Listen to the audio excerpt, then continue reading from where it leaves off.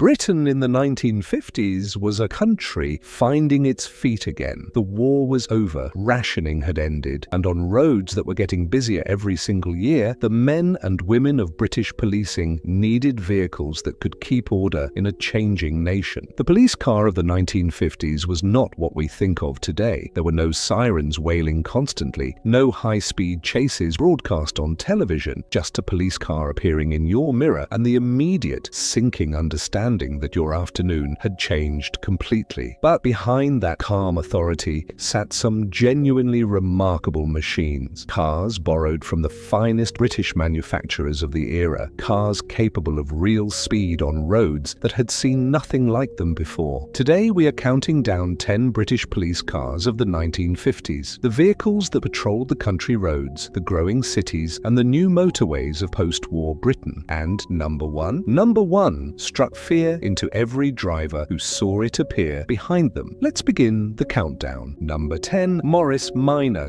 1948 to 1971. Morris. We begin with the most familiar car on British roads. The Morris Minor was everywhere in 1950s Britain. Affordable, dependable, and produced in huge numbers, it made natural sense for police forces to use it for everyday local patrol duties across the country. An 803 cubic centimeter engine in the earliest versions, later growing to 948 cubic centimeters, gave the Minor modest but adequate performance for the quiet rural beats where it most commonly served. It was not a pursuit car, it was not a motorway car, it was the car that reminded people on a Tuesday morning that a police constable was still watching the village high street, unassuming, reliable, always present. Number 9, Hillman Minx, 1948 to 1967. Roots Group. The Hillman Minx offered police forces a step up in comfort and space over the Morris Minor, without straying too far from the modest budgets available in post-war Britain. A 1.3-litre engine gave reasonable performance for its era, while the spacious interior gave officers the room needed for a long shift. Several regional constabularies across England and Wales used the Minx for general patrol duties throughout the 1950s. It was a practical, sensible choice, not a car that excited officers, but a car that worked reliably through all weathers and all conditions, which in 1950s policing mattered considerably more than excitement. Number 8, Wolseley 444, 1952 to 1956. BMC. The Wolseley name carried genuine authority in 1950s Britain. The Wolseley 444 brought a 1.25-litre engine and a level of interior refinement unusual for a police vehicle of its era. Wood trim, leather seats, the kind of quality that communicated something important about the seriousness of British policing. Several forces used the 444 for area car duties, where its combination of reliability and presence made it ideal. Officers driving it felt the car itself commanded a certain respect simply by existing on the road. When you saw a Wolseley in your mirror, the badge alone told you everything you needed to know. Number 7, Austin, Westminster, 1954 to 1956. BMC. The Austin A90 Westminster represented a genuine step forward in police capability. A 2.6-litre six-cylinder engine gave it performance that most ordinary road users in 1950s Britain simply could not match. Traffic divisions began adopting the Westminster for highway patrol work as Britain's road network expanded through the decade. The long bonnet and upright stance gave it real presence, and the engine gave it real pace. Drivers who saw one closing rapidly in their mirror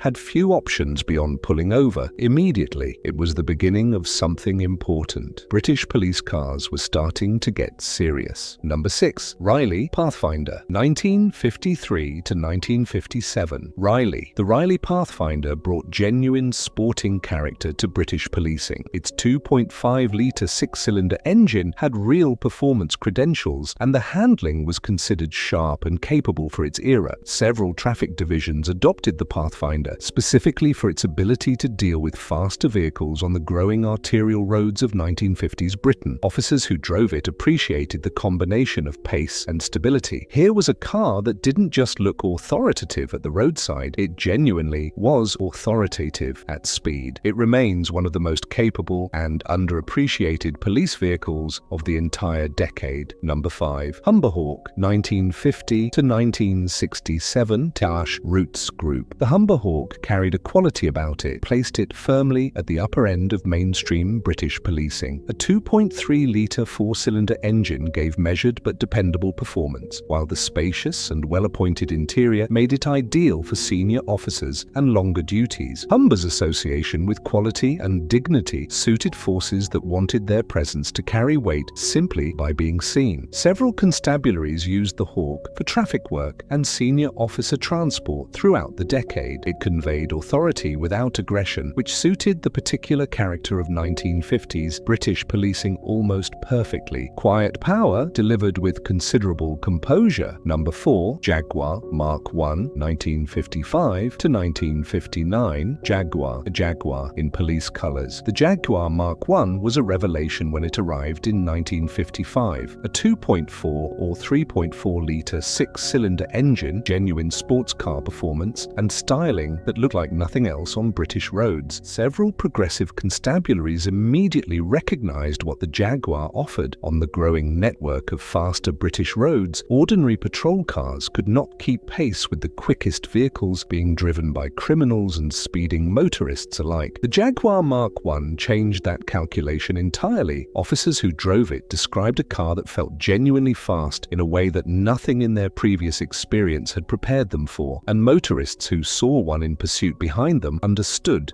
for the first time pulling over was the only sensible option. Policing had just become considerably more serious. Number 3, Triumph TR2. The Triumph TR2 in police service might surprise people. A two-seater sports car working alongside uniformed officers sounds almost implausible, but several forces used the TR2 specifically for traffic observation and high-speed interception on Britain's faster roads during the mid-1950s. Its 2.0-litre four-cylinder engine produced 90 horsepower, giving it a genuine top speed approaching 105 miles per hour, remarkable for any British road vehicle of that era. There was almost nothing that could outrun it. Drivers who saw a TR2 in police livery closing behind them were dealing with something categorically different from anything British policing had previously deployed. Lightweight, fast, and relentless. It changed what British police pursuit meant. Number 2, Jaguar Mark VII, 1950 to 1956. Jaguar. The Jaguar Mark VII was one of the finest saloon cars in the world when it entered British police service. A 3.4-litre six-cylinder engine delivering well over 160 horsepower gave it performance that shocked drivers encountering it for the first time. The same car had won the Monte Carlo Rally, and that competitive pedigree showed clearly on public roads. Several constabularies deployed the Mark VII specifically for the fastest roads, where its combination of genuine speed and the imposing presence that only a full-size Jaguar could deliver made it extraordinarily effective. Nothing in ordinary civilian use could simply drive away from it. When a Mark VII appeared behind you, the conversation was already over before it had begun. Number 1, Jaguar 3.4 Mark I, 1957 to 1959 Jaguar. And here we are, number 1. The Jaguar 3.4 Mark I